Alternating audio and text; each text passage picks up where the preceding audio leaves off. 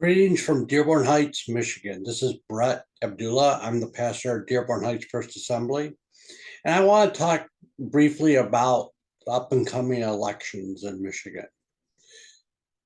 I believe that there's been a lot of deception during this election cycle. And I do want to clear up a few different things. First, how would Jesus vote?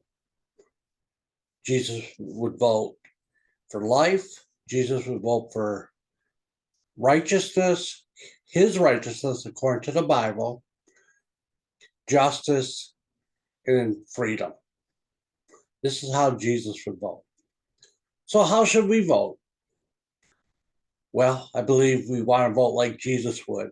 And I'm not going to tell you what candidate to vote for, but I am going to talk about two proposals that I believe that there's been a lot of deception about. The first one is the obvious one for every believer, is this reproductive rights proposal that would be placed into our Constitution. This is a no. It's a capital N, capital O. It would allow for abortions all the ways up to partial birth. It would also allow for your child to have an abortion without your consent. It would allow your child to be sterilized without your consent. And it's just crazy. It would make us one of the most extreme states, not just in our country, but in the world. So definitely vote no on proposal 3. Now, proposal 2 is equally as confusing, not as important as proposal 3, but equally confusing and somewhat important. It's called the Promote the Vote petition. Okay. Now, the way they're going to promote the vote is adding potentially up to 9 days of in-person voting, is my understanding. Also, it would allow for photo ID identification to be entered into our Constitution. But the important thing is to understand what that actually says. It doesn't just mean that you would have to have photo ID. It also says, if you look right here, that you could have a photo ID, or you could sign an affidavit that says you are who you say you are. And in some people's cases, you are who you lying as you are. And so we have to recognize the little 2-letter word or.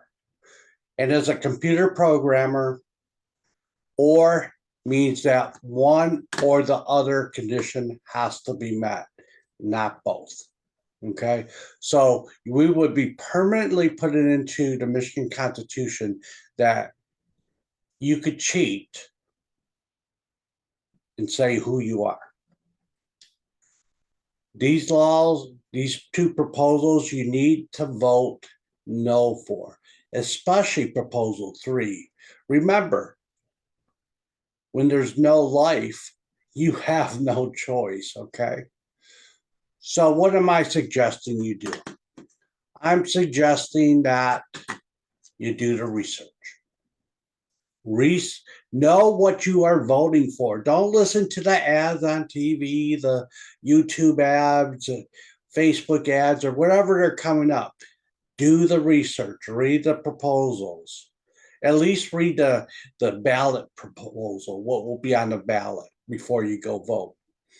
If you voted in a way that you don't want to, you can spoil your ballot. And you simply do that by going down to the city clerk. You would have to go on Monday and you say, I want to spoil my ballot. And they will give you a new ballot that you could vote the way you want to. Again, do the research. Don't be ignorant. Be a well-informed voter so you know what you're voting for. Don't listen to every deceptive lie that you hear on TV. It's crazy. It's more deception than I've ever seen.